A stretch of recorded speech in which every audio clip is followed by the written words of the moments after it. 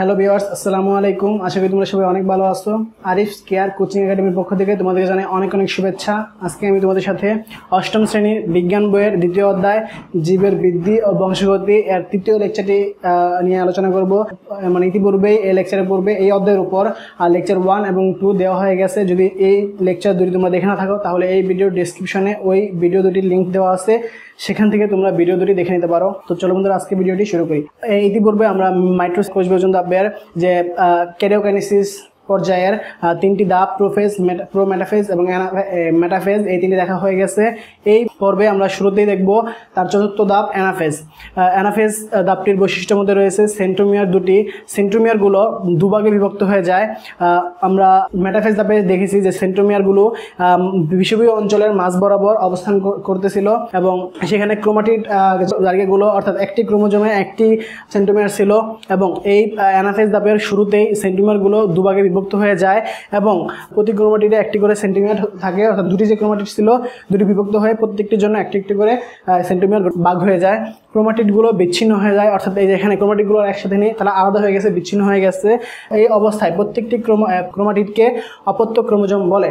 ক্রোমোজোমগুলো যখন বিচ্ছিন্ন হয়ে আলাদা হয়ে যায় তখন এই যে প্রত্যেকটি যে ক্রোমাটিড এগুলোকে অপত্য ক্রোমোজোম বলে এবং সেন্ট্রোমিয়ারের সাথে সংযুক্ত তন্তুর সংকোচনের ফলে আমরা দেখেছি যে মেটাফেজ ধাপে এই সেন্ট্রোমিয়ারগুলো ছিল মাঝ বরাবর অর্থাৎ বিষুবীয় অঞ্চলে এবং সেগুলো স্পিন্ডল তন্তুর সাথে যুক্ত ছিল এবং স্পিন্ডল তন্তুগুলোর যে সংকোচনের ফলে অর্থাৎ ক্রোমোজোমের সেন্টিমিটার বিভক্ত হওয়ার ফলে যে অপত্য ক্রোমোজোমগুলো সৃষ্টি হয়েছে সেই অপত্য ক্রোমোজোমগুলোর অর্ধেক উত্তর দিকে এবং অর্ধেক পূর্বে দক্ষিণ দিকে চলে যায় এবং এই একটা জিনিস দেখার বিষয় আছে এখানে যে চলে যাওয়ার সময় সেন্ট্রোমিয়ারগুলো থাকে মেরুর দিকে এবং যে ক্রোমাটিডগুলো থাকে সেই ক্রোমাটিডগুলো থাকে হলো বিষুবীয় অঞ্চলের দিকে।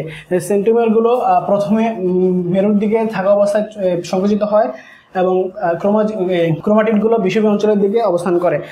অপত্য ক্রোমোজোম অর্ধেক উত্তর এবং দক্ষিণে যায় ক্রোমোজোমগুলো দেখতে, যে এই অবস্থায় যে অ্যানাফেজ ধাপে ক্রোমোজোমগুলো দেখতে ইংরেজি বর্ণমালার যে বি, এল, জে বা আয়ের মতন হয়ে থাকে।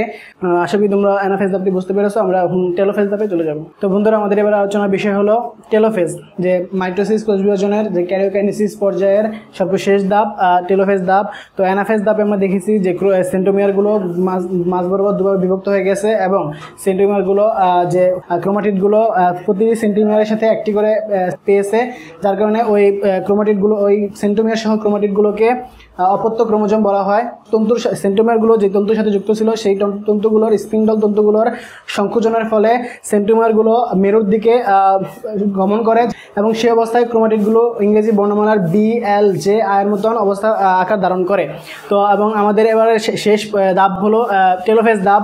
এই ধাপের বৈশিষ্ট্যগুলোর মধ্যে রয়েছে অপত্য ক্রোমোজোমগুলো বিপরীত মেরুতে গিয়ে পৌঁছায়, সেখানে গমন অবস্থায় থাকে এবং এই টেলোফেজ পর্যায়ের শুরুতে যে ক্রোমোজোমগুলো একদম পুরোপুরিভাবে মেরুর উত্তর মেরু এবং দক্ষিণ মেরুতে গিয়ে পৌঁছায় এবং উভয় মেরুকে ঘিরে নিউক্লিয়ার পর্দা ও নিউক্লিওপ্লাজমের পুনঃ আবির্ভাব ঘটে। আমরা দেখেছিলাম যে প্রোফেজ পর্যায়ের শেষে এবং প্রোমেটাফেজ পর্যায়ের শুরুর দিকে নিউক্লিয়ার মেমব্রেন ও নিউক্লিওলাসটি বিলুপ্ত হয়ে যায় এবং এই টেলোফেজ ধাপের শুরুতে উভয় মেরু উত্তর মেরু এবং দক্ষিণ মেরুকে ঘিরে নিউক্লিয়ার পর্দা বা নিউক্লিয় মেমব্রেন এবং নিউক্লিওলাসের পুনঃ আবির্ভাব ঘটে।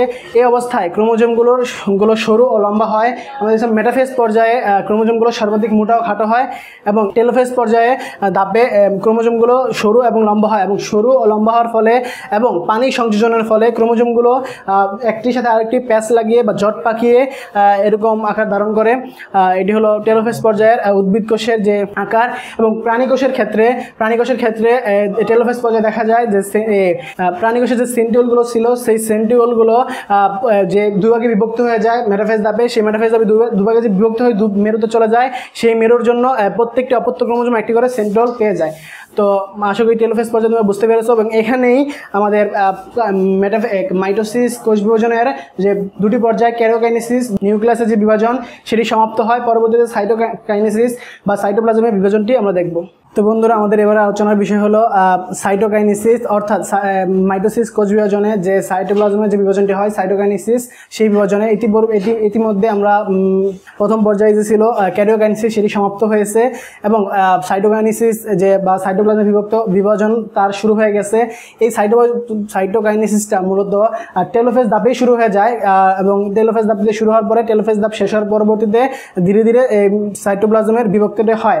তো বিভক্তিটা হওয়ার ক্ষেত্রে প্রথম দিকে যে সাইটোপ্লাজমটি যে কোষটি থাকে, কোষটিতে অপত্য ক্রোমোজোম দুটি আলাদা হয়ে গেছে, তারপরে নিউক্লিয়ার মেমব্রেন এবং নিউক্লিওলাস আবার পুনরায় আবির্ভাব ঘটে এবং তার মাঝখান দিয়ে এন্ডোপ্লাজমিক জালিকার ক্ষুদ্র ক্ষুদ্র যে কণাগুলো রয়েছে সেগুলো একসাথে হয়ে মানে কোষ প্লেটের মতন সৃষ্টি করে। এই অংশগুলোর নাম হলো কোষ প্লেট। এগুলোর মতন এই কোষ প্লেটগুলো সৃষ্টি করে এবং পরবর্তীতে ধীরে ধীরে দুই পাশ থেকে ক্রোমোজোমগুলো কোষ ঝিল্লিগুলো চাপতে চাপতে এরকম যে আলাদাভাবে কোষ ঝিল্লি সৃষ্টি করে ফেলে এবং কোষ প্রাচীরগুলো পরবর্তীতে দুভাগে ভাগ হয়ে যায়।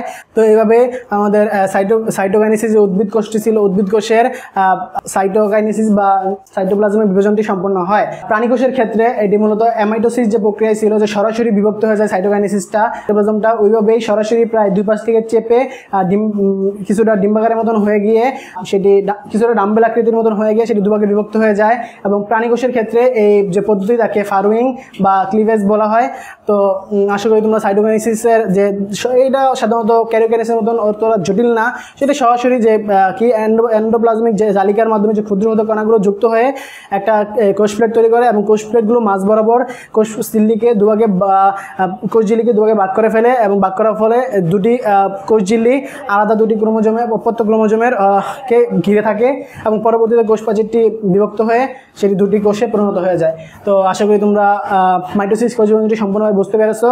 তো পরবর্তী ভিডিওতে মিওসিস কোষ বিভাজনটি সম্পর্কে আলোচনা করব।